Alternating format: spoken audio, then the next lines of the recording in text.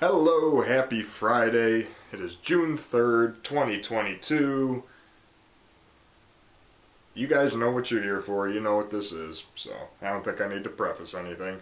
It's been 2 months, give or take, a little bit more, I think. And I've been sitting on all this stuff for quite a while. I've watched a lot the last 2 months. I've had a lot of stuff sent to me, and I've taken advantage of some really good sales. So, let's get into it.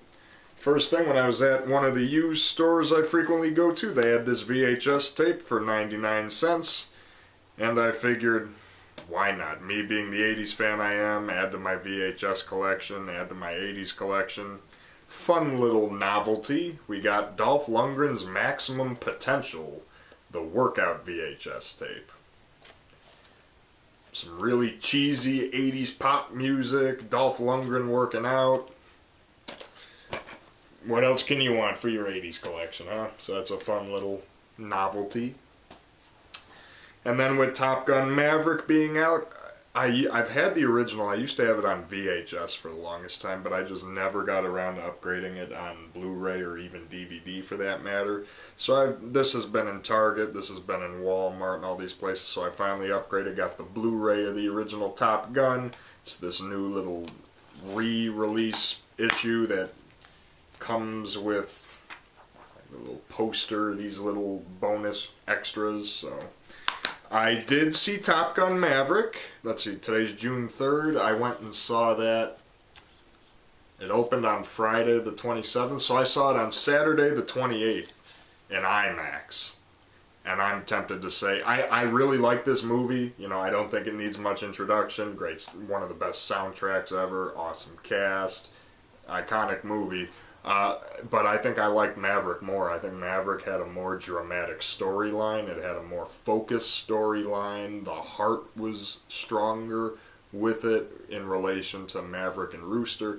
I love Top Gun Maverick. I've seen 5 or 6 movies in the theater so far this year, and that's easily my favorite one. But this is good too, you know. What else can I say about Top Gun? So I figured with that one coming out, I bought this a couple days before I went to go see it just to refresh myself with it. And it still holds up great. Love both of them. And crazy to think, digital code flew out of there. So there we go. I already gave that code to somebody, so I doubt it still works. And speaking of movies I saw in the theater this year, I saw this one in the theater back in February, Moonfall. When I saw this, I was really hoping, because I love stupid disaster movies like from the 90s. So you've got Volcano that I really enjoy with Tommy Lee Jones, Daylight with Stallone, The Core is a really funny one. I'm a sucker for that stupid, entertaining bullshit. And so I'm like, alright, new Roland Emmerich movie. I went into this wanting and hoping for a really dumb disaster movie.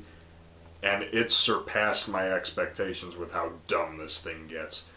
The third act, where they completely rewrite human anthropology, you need to see it to believe it. This thing is extraordinary with how dumb it is. And I sat there in the theater just smiling ear to ear. The way they handle the laws of gravity, the way some things, gravity sucks up trees and buildings, but yet a car driving is too light to get picked up, you know, that kind of stuff. Like I said, they rewrite human history. Roland Emmerich, I know he said he had plans for like 2 or 3 of these, and that the sequels were going to be even crazier than this. This thing was a major bomb, so you know that's not going to happen. But I would love to know what his ideas would have been moving forward. That is what I call good shit, literally, because it's a terrible movie, but it's entertaining. And when your disaster movie opens with the song Africa, you know what you're getting into. Speaking of 90s disaster movie throwbacks, that's what this was. I got this used for a couple bucks. Those Who Wish Me Dead, starring Angelina Jolie. Whoop-de-doo. I never heard of this. This was used for a few bucks. I thought the plot sounded interesting. You know, these disaster movies, Volcano, Twister is, who doesn't love Twister? Well, a lot of people don't love Twister, but I love Twister.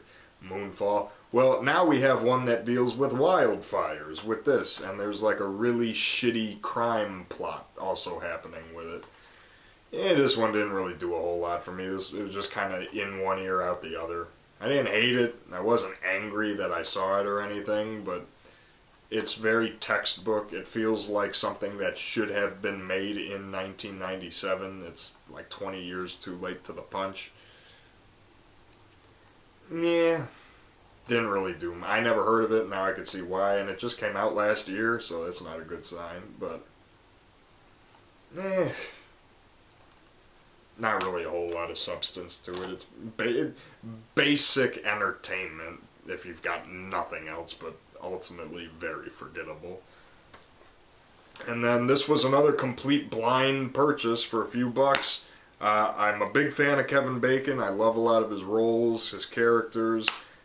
Never heard of this. This came out in 2015. The plot sounded kind of ridiculous, so I was all in.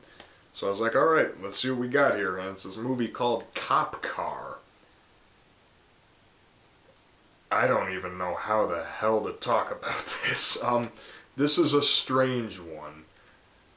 The best way I could describe the plot of this would be a really odd farce on Thelma and Louise, where you have two 10-year-old boys who steal a cop car from crazed murderer, sheriff, drug dealer, potentially Kevin Bacon, who is rocking one of the most ridiculous mustaches ever put to film in this.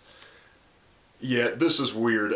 It's it never really came off to me as a thriller. To me, this was all through and through, for the most part, a black comedy, because everything is really exaggerated, from the obliviousness, ignorant nature of the kids, to Kevin Bacon and the other human adult villains that come into it. It's all very exaggerated, very silly. Most of it is played for just dark humor laughs. So it's a film that really doesn't take itself very seriously. It starts you off, like this movie, it leaves you with a lot, and I mean a lot, of unanswered questions. So you have questions when the movie starts and the first scene is rolling out. And then as soon as the end credits start rolling, you are still left with a shit ton of questions. So it's a weird one, but it entertained me. I got a good amount of laughter from it, because like I said, I viewed this as a black comedy. I didn't really take it too seriously as a thriller for most of it. It's a weird one. I think you'll get entertainment out of it. I think you'll find stuff about it to like. Kevin Bacon's performance is awesome. He's playing a psycho in the way of like Daniel Stern, which made it interesting. Just be prepared for a movie that it's going to leave you with a lot more questions than answers in the end. It's a very strange one, but I was entertained. It went by reasonably quick enough, so. And then this next Blu-ray haul here, these, I believe, are all but one. All of these next 5 all came from the Kino Lorber sale that they had during the month of April. So I was able to pick up 5 Blu-rays for like a grand total of like $45 or so. It was really cheap for these, so I was able to cross a decent amount of stuff off my wish list, because Kino Lorber, they have a good assortment of stuff. So here's what we got. Going through them, you know I love my 70s drive-in car-foo action, so I got the extreme countrified White Lightning with Burt Reynolds, sans his mustache. Pretty solid, you know, southern countrified thriller revenge story. A little slow moving in places, but the car chases are great. The ending is pretty satisfying. And I know there's the sequel, Gator, which I've heard less than favorable things about, but I'll probably check that out at some point. But, if, you know, Cannonball Run, this is a much more serious movie than those types, but if you like your... Dry throat, guys, I'm sorry. If you like your 70s drive-through... I am just fumbling over it. I apparently did not get... Yeah, if you like drive-thrus, yeah. Drive-in... I didn't get a lot of sleep last night, so I'm kind of fumbling over my words. I'm talking off the top of my head here. But if you like your 70s, car-fu, drive-in action movies, White Lightning delivers. It's pretty solid. This I've heard about for years. The DVD was always super expensive and out of print, so I finally picked up the Blu-ray of Link with Elizabeth Shue. And again, I'm a similar thing I said about Cop Car. This has made me laugh more than it creeped me out. But because the main orangutan Link in this, just the way every scene he's in, and he's looking ominously at Elizabeth Shue, and like she'll turn the corner and he'll just be sitting there staring at her like...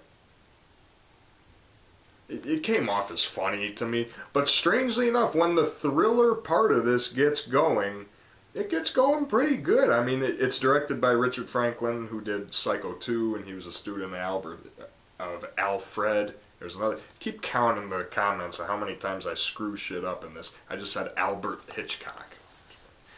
He was a student of Alfred Hitchcock's. He directed Psycho 2, so this movie has a distinct Hitchcockian feel that's very strong. The musical score is very odd, but we've got a ton of deleted work print scenes on here, commentary, archival audio interview with Richard Franklin. Pretty solid thriller. If you like your chimpanzee, animal-oriented thrillers, this one gets good. It's a little slow to start, but it's got a good ambiance, good mood, good build to the story, and by the time you get to the finale, it's pretty good stuff. So I like Link. Same with this one. This one just had an intriguing premise. This is Kino Lorber and Scorpion that put this one out. Raw Courage, aka Just Courage, about 3 marathon runners that are followed by this crazed militia group headed by M. Emmett Walsh. Strange movie, but it's pretty good. It's a good it's less of an action movie and more of a survival thriller because our 3 leads are just marathon runners. They're not trained with weapons or anything. And I applaud this movie for making it exceedingly realistic. It's not a crazy, physics-breaking, stupid, cartoony 80s action movie in that vein. It does take a much more grounded, realistic approach, which made the ending of this feel kind of underwhelming to me. I wish there would have been more to continue on afterwards, but it's an entertainment. You wanted to see, you liked the main characters, you wanted to see what happens, where the story progresses, how they get out of these various situations when they get trapped, and some of it is pretty suspenseful, so this was a good watch. This one was a bit hit or miss. This comedy called Finders Keepers. Louis Gossett Jr. has a little small role in it. Brian Dennehy. One of the very first roles of Jim Carrey was in this too, oddly enough. This starts really goofy, really silly, and then as soon as the action heads onto the train, it kind of slows down a bit. I didn't like it as much, but it does have a pretty cool car chase at the end involving a house on wheels, which I can't say I've really seen too many places before. And it's worth it if you want to see a really, really young Jim Carrey that's humorous. Louis Gossett Jr. It's a solid movie with a solid story, but not too memorable. I think if the stuff on the train was sillier and matched more towards the beginning, it would have been better. Not a terrible watch, though. A satisfactory comedy, we'll call that one. And same with this one, Real Men, with James Belushi and John Ritter. 2 guys I like, so, good combination. It looks like it would be like a buddy movie, and it kind of is to an extent, but I would classify this much more of a road movie than I would a buddy cop movie. What I like about this one, it has a ridiculous premise with aliens, and it has a ridiculous sense of humor. But from beginning to end, this movie plays everything so deadpan and so straight that it's actually pretty funny. The best scene of the movie involving clowns And that's all I'm going to say about it. Easily the biggest laugh I got of the movie was the clown scene. And you guys know what it is. And there's a funny, like, almost kind of callback to it later. So it's played really straight-faced, which made it funnier. Because I think had this type of movie been sillier, it would have just come off as just kind of dumb. But I thought they were smart. And John Ritter doing his finger gun. There's funny stuff in here, so this was a good one. So a good haul from the Kino Lorber sale they were doing. Last Blu-ray for this bunch is one of the Shout Factory limited edition ones they've been doing. And I've heard I've never seen this, I've never seen the original. I knew close to nothing about either of them. But I know a lot of people on YouTube who love this, and they consider it an underrated, unsung classic. They said it's been long overdue for a Blu-ray, one of the most underrated monster movies of the 90s. Yeah, I'm gonna piss a lot of people off here, because I thought this sucked. It's Watchers 2. I mean, it's cool to have limited edition, Scream Factory, Shout Factory, however longer this is going to be in production before it sells out, I don't know. I thought this was bad. It feels like a family film, like a sitcom. This thing, the fact it does not have a laugh track, I think is shocking. Like, you could almost re-edit this and put a laugh track in, and you have the weirdest 90-minute long 70s sitcom, 80s sitcom ever. Every actor in this movie is terrible. The best actor is a golden retriever, so whatever that says about the human actors. The suit that the creature is in is okay, but it doesn't really do any. It's a low budget movie, so it's very limited to what that looks like. And it has such a dumb sense of humor. It's bloodless. You really don't care about any of these lame characters. I'm gonna piss a lot of people off, guys, but yeah, I thought this was pretty bad. So I don't really have much desire to see the first Watchers after seeing that thing. Sorry. This is one of 4 movies sent to me by my good friend Ryan. Of the 4 movies he sent me, unfortunately this was probably the weakest, which is a shame because it's the one I had the highest hopes for. Money Train with Wesley Snipes and Woody Harrelson. An amazing pair. They've got decent chemistry. There's another one. They have decent chemistry. They do what they can, but whoever wrote the script of this, Doug Richardson and David Lawfrey, they screwed this up. You could have done so much better with this. It starts funny, and then the last 15 minutes are fine, but the middle of this movie, when it becomes this love triangle drama bullshit, is boring. This movie is 110 minutes long. 50 minutes out of those 110 are boring as hell. You have this plot with this guy that shoots fire and is burning up the toll booth attendants in the subway. Why was that not the main plot? It should have been these two, take her out of the movie entirely, she doesn't need to be there. It should have been those two chasing this serial killer, arsonist, killing people in the subways. And have their sense of humor in there, fine, but it was a mishandled film. I could see why it flopped. And at the end of the day, it just left me really shortchanged. I was like, this could have been a good movie, but no, not at all. The first 15 minutes are fine. The last 15 minutes are okay, but still, it's a runaway train. You've seen that done better in better movies. There's better Wesley Snipes movies. There's better Woody Harrelson movies. There's better movies with the both of them in it. Not really much I can recommend about Money Train, sad to say. But, second movie Ryan sent me. And strangely enough, this one, neither of us had ever heard of this. He never heard of it, I never heard of it. He sent it to me, and we both had these low expectations, like, yeah, this is probably going to suck, and it's probably going to be really stupid. But hopefully it's fun stupid. And I am pleased and shocked to say that not only did I enjoy it, I legitimately enjoyed it. Like, not in an ironic bad movie way. I actually thought this was a really good movie. With the title of DeadTectives. as soon as he sent me the package and I opened it, this reminded me a lot of a movie I showed in the last update called Australians, which is much goofier. I love that movie, by the way. It's much goofier than this one is. This one tries to play itself a little bit more seriously, but it's a comedy through and through. And it's really well done, because I'm a sucker for ghost and paranormal TV shows.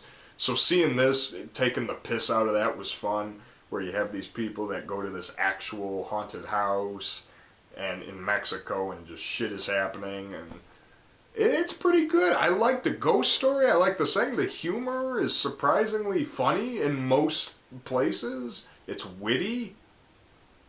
Yeah, like I told Ryan, I'm like, Ryan, this was the best movie out of the four, and he was shocked. I'm like, this was a great time, guys. I really enjoyed it. Apparently it's a Shudder original, bare bones DVD here, no features or anything, which is a damn shame. I'd love to just learn more about this, but great time. Great time. I highly recommend it. Horror comedies, horror fans, comedy fans, paranormal TV fans. Good stuff. Good stuff. That's a good one. Similar kind of thing with this, Evolution, brought to us by Mr. Ivan Reitman, starring David Duchovny from The X-Files. Perfect role for him. Very silly, very goofy movie, monster movie about meteor crashes, and these creatures get out and they multiply and they evolve over time, and you've got a great asshole Ted Levine, Dan Aykroyd's there, great cast in this. Fun time. I know this was not that well received when it came out. I think that's a little understated, because I thought this was a pretty solid watch. The best scene involves lube, and I'll just leave it at that. The best scene of this. Really cool production value. I like the look of most of the creatures in this. There's a cool shopping mall scene. David Duchovny, he plays the role so deadpan, which is fun. I'm not too familiar with the X-Files. I need to watch more of that show. I feel like it's something I would like, talking about DeadTectives, something like this. I know I'm a fan of paranormal stuff. I'm a sucker for those TV shows. And this was a very fun watch. I like this one.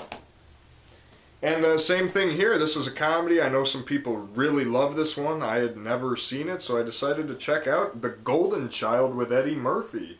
And it is pretty fun. It's basically the comedy counterpart in 1986 to Big Trouble in Little China, where you have Eddie Murphy going on this extremely fanciful journey. James Hong and people from Big Trouble in Little China are also in this. And I think John Carpenter was even slated to direct this at one point. It's Eddie Murphy's show, though. If he wasn't good in this, the movie wouldn't be good. I can't see anybody else in this role but Eddie Murphy, and thankfully he keeps the movie afloat. He is the reason to watch this. He's funny, he's witty, he's relatable, his reactions are great. He sells the film being worthwhile. From the beginning scene where he's on this talk show program and how he handles that, to when he has to walk through this insane obstacle course at one point, and well, basically this movie boils down to Eddie Murphy fighting Satan. Which, how can you hate that? I mean, come on. This didn't get a lot of love. This didn't get any attention. It's the Eddie Murphy 80s film that I knew the least about out of any of them. But it was a great time. This is a fun one. Whimsical, but funny. It's kept afloat because of Eddie Murphy's awesome performance in it. Another one Ryan sent me, the third one he sent... Oh, I think I just kicked my camera there, but it should be okay. The third one he sent me was Hocus Pocus, which he was shocked that I had never seen. And I like this movie. It's one, if you didn't see it when you were young, when you were like a kid around Halloween, it's not going to resonate with you as much if you didn't grow up with it, which I did not. So I'm seeing this for the first time at age 24. I met the two guys in this that played the two bullies at a convention about a month ago. And I did the photo op with them. It was pretty funny. They took my shoes off and like they stole my shoes. If you've seen the movie, which I'm assuming you have, you know what you mean. But it's still a fine movie. I was entertained. I was not bored with it. The Halloween fall vibes with this are so strong to the point where I can easily picture myself throwing this on in the background when Halloween comes up. Sequels coming out this year. I mean, one of the witches is Peggy Hill. You can't hate that. I didn't grow up with it, and if you didn't grow up with it, it's not going to resonate with you on the same nostalgic value it might to others. But it's an entertaining movie. The Halloween vibes are very strong, so I enjoyed myself watching Hocus Pocus. I'm glad I could finally say I saw it, you know. But now this one was absolutely outstanding. I've heard nothing but good things about it, and now I was happy to finally watch it. Who are the two actors, guys? For those of you that follow these updates, who are the two? Gary Busey and Paul Walker. Every update, I have something of both of them, and this is the Paul Walker one. Say it with me, Running Scared. I knew this was like a dark, gritty crime thriller, but man, this thing is dark. But it's so well done. It's very violent, it's very gritty, it's very miserable to watch. But I loved it. Paul Walker, it took me a little bit to get used to his jazzy accent, but once you did, it's down good. And man, it's just so good. It's very Tarantino-esque in most places. And the weird thing about this is that halfway through viewing this, I was sitting there, I'm like, this feels like a fairy tale. Like a really fucked up fairy tale. And then the end credits of this came up, and it's the events of the movie animated as a fairy tale. So I'm like, I called it. It's a fairy tale. So I picked up on that right away watching this. And Paul Walker does good. And again, he lost way too soon. I really wanted to see what, between stuff like this, Hours, The Lazarus Project, his more dramatic one, he's so good. I'm like, I wanted to see what else he could have made outside of the Fast and the Furious, even though I'm a mega fanboy of that series.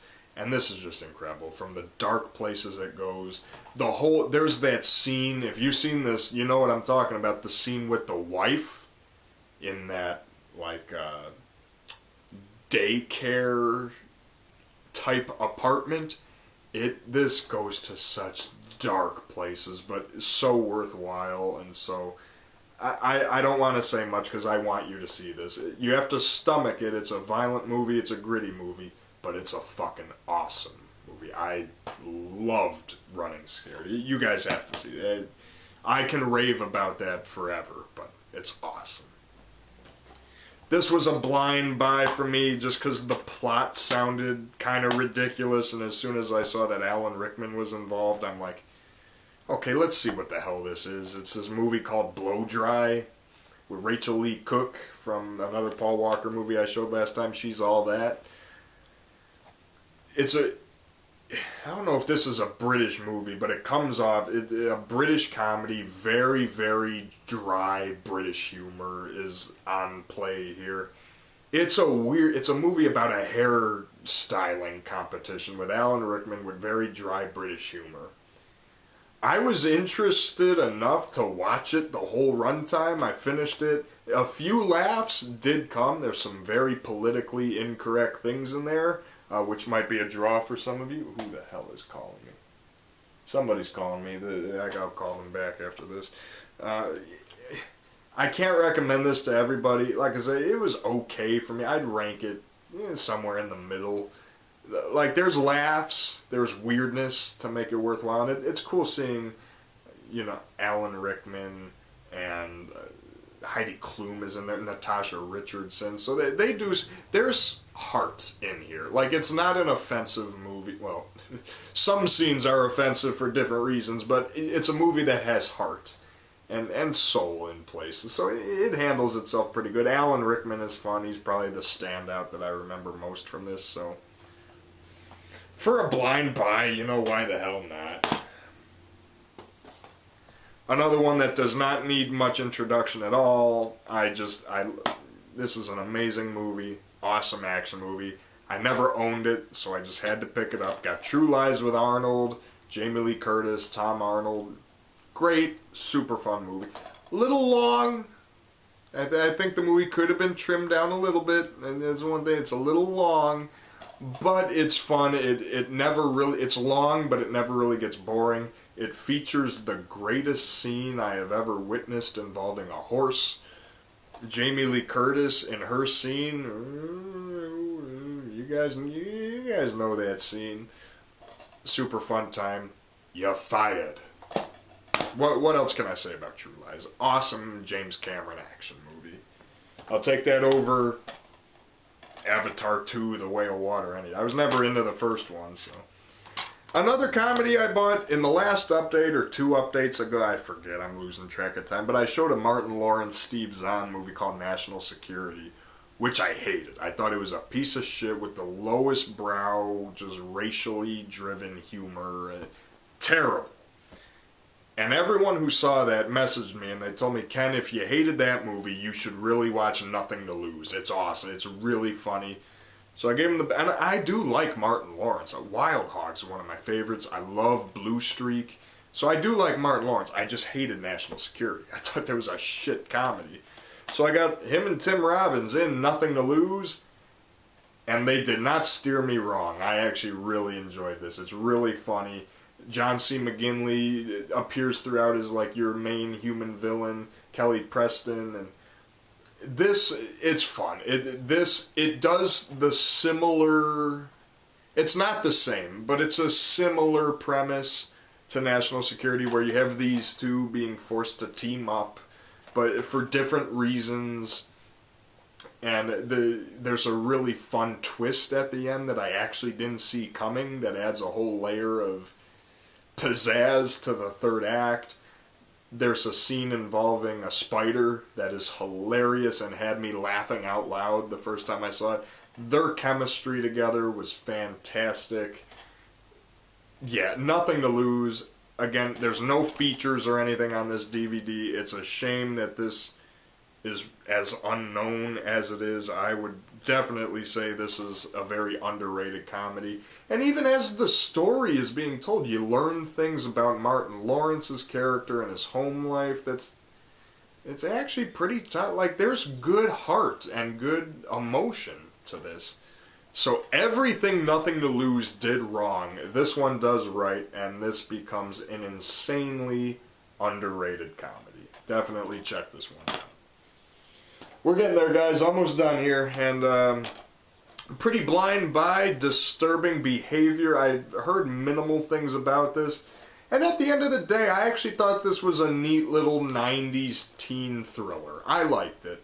It's a movie that was fucked over by the studio. There's 11 deleted scenes on here, all of which, and I'm saying this, all of which should have been left in, including the alternate ending, which is the much better ending. The studio fucked this thing, and they fucked it bad. That being said, this could have been an amazing, awesome movie if those deleted scenes were left in and the producers just left it alone. But speaking to the end product, this hour and 24-minute breezy movie that we got, I still liked it. It's a 90s teen thriller. It reminds me a lot. Do you guys remember the Goosebumps TV show? Do you remember that episode they did called Perfect School? The plot of that is just like this. That's what it reminded me a lot. If you remember the Goosebumps Perfect School, and this has a very good... These 90s thrillers, I always say, feel like Goosebumps. Because that's how, between the Scream era and the Goosebumps era, they got a lot. But your more veteran actors like Bruce Greenwood and William Sadler are great. William Sadler is really great. He's the highlight of the movie, if you ask me. He plays the janitor of this high school, and he's the highlight of this, if you ask me. This is a movie that could have been so much better, could have been so much more fondly remembered, so much better, but it's a shame we did not get that version. But, you know, at least the deleted, it's all on here so you can watch them. Someone should just do like a fan cut of it, and then you'd have a good one, but as it stands, perfectly serviceable, entertaining 90s thriller that I enjoyed. Disturbing Behavior. Final movie that Ryan sent me, this came from a discussion about Honey, I Shrunk the Kids, because I mentioned I grew up, I liked Honey, I Shrunk the Kids. I remember enjoying Honey, I Blew Up the Kid, which I have on VHS. This is the only one I never saw, so Ryan took that into consideration. Thank you very much, sir, and sent me the final one, so I was finally able to see Honey, We Shrunk Ourselves. This movie, it's not bad. For what it is, it's fine. I'm past the age for something like this because compared to the two that came before it, this one is just flat out made for kids. It's a kids movie. It feels like an hour. It says it's 75 minutes long. If I remember correctly, it ends even sooner than that. It's like an hour long. This feels like an hour long Disney special. It's very kiddish. The storyline about appreciating your parents is very kiddish. The jokes are very kiddish, most of which are repeated from the other two movies. The effects. I don't know, but there were still a few chuckles. It's nice to see Rick Moranis. We all love Rick Moranis. Very, very, very young Mila Kunis, which is weird because this thing came out in, 96? It was probably filmed in 95 or so. And that 70s show started in, I think, 97, no? Or 98. Mila Kunis looks like she's 5 here. Like, she is so young, it's weird. It's a movie that's past my prime. If it's primarily targeted for kids. But with that being said, it's fine for what it is. If you have kids, it's harmless. That's a good word for this. It's harmless. It's not offensive. It's just past my expiration date for this kind of a kids movie. But thanks to Ryan, I could finally say I completed the trilogy. It's not on the same level as the first two, which then again, the first two I have not seen in a very long time. But I remember liking them. But would have made the difference had I seen this when I was younger around the same time. Rick Moranis is the only returning actor character in this. So it is what it is, though. Coming off my James Bond spree, we've got the documentary Bond Girls Are Forever, which is hosted by Miriam Dabo, who was the Bond girl in The Living Daylights, which is one of my top. I love The Living Daylights. That's a great movie, and she's a great Bond girl. So it's cool to see all this footage of her and Carrie Lowell hanging out, like the two Timothy Dalton Bond girls hanging out through a majority of this documentary, which is really cool. They interview a good chunk of the Bond girls, not all of them, but they interview a chunk, and they talk about each movie and their place in pop culture, their place in history. Sean Connery's Bond, Roger Moore's Bond, Pierce Brosnan's Bond. Halle Berry's interviewed because this was made around the time of Die Another Day. Perfectly serviceable, fine documentary. If you're a Bond fan, you owe it to yourself to see this. They've got little bios on all the Bond girls as a special feature. There's only one bone I have to pick with this movie.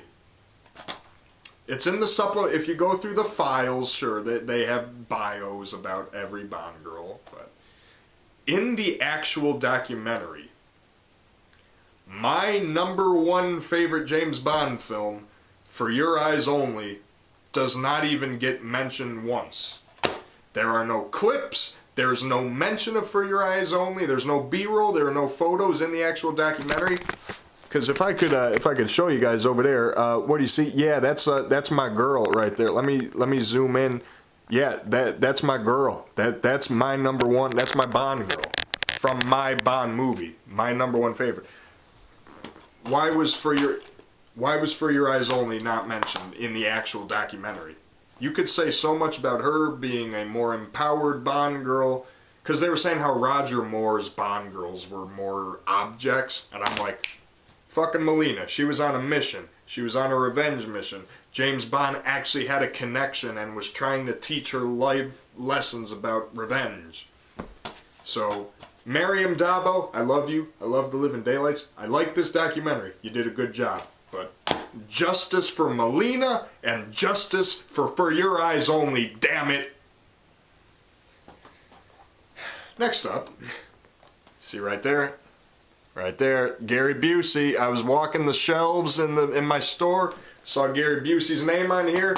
Here, I showed the Paul Walker one. Now here's the Gary Busey pickup of the update. We've got Volume 1 of The Hitchhiker, which was like a Tales from the Crypt, Twilight Zone type show where this character, the hitchhiker, would open and close every story, and every story usually had some sort of a moral to it.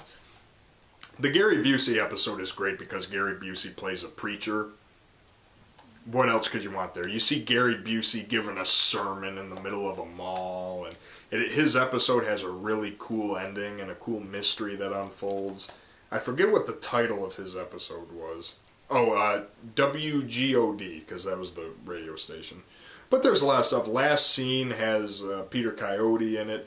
Homebodies, I think, is the one with James Remar. That one is really trippy and really weird, but worth it. There's only 10 episodes on here. There's a couple volumes of this. The other two seem really expensive and hard to find, but I wasn't as into the show to immediately seek out the rest of it, but there, a handful of these episodes were really strong. Man's Best Friend was a pretty interesting one, although I saw the twist coming from a mile away. Still a good episode, though. For the Gary Busey collection, he does good, and these are solid episodes, so it's a solid show. And lastly, every update you guys have seen, I've been on my It's Always Sunny in Philadelphia binge, so here we got seasons 8, 9, and 10. The weird thing about these is, season 8 was the last season that was very easy for me to find for very cheap. I don't know if something different happened come season 9, but these two, this one I paid $35 for. And that was the cheapest. Most places had this for like $50. And this was like $20, you know, but a lot more expensive. So I don't know if there's a different way these later seasons are being made. Talking about the show itself, though, I'm very glad I started watching it. The show's a blast. I've had lots of fun binging it. It's the only show that I've ever gone through in chronological order.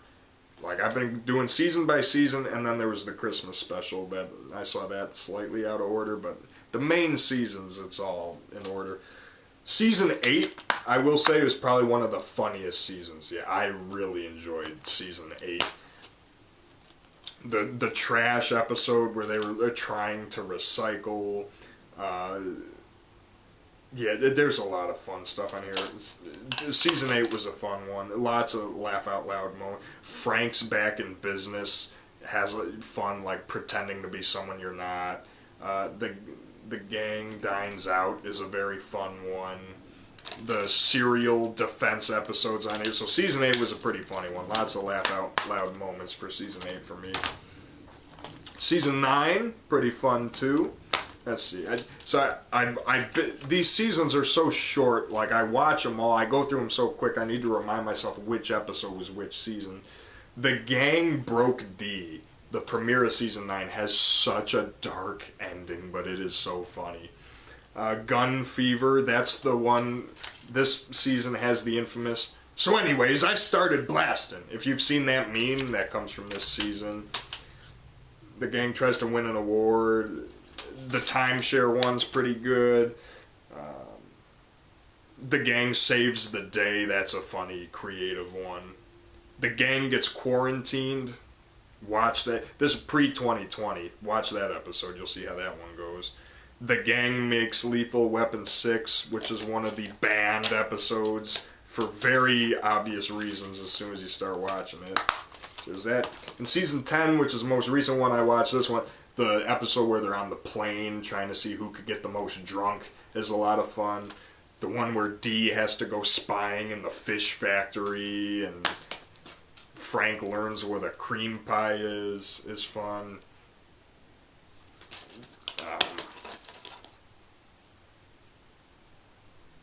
The gang goes on Family Fight. Yeah, because it's not Family Feud, it's Family Fight. So it's them against some random family, and the Family Fight episode might be my favorite episode of this season. They got Keegan-Michael Key playing the Steve Harvey host of it. You can't not like it. Was hilarious. I loved it. So. It's Always Sunny, seasons 8, 9, and 10. I'm almost caught up. As of now, they've got up to season 14 on DVD, so I'm almost caught up. Another update or two, and we'll have it completed. So, thank you everybody for tuning in to my June 3rd, 2022 movie collection DVD, Blu-ray, 1 VHS update. Thank you for watching, and we will see you later. And remember, justice for Melina.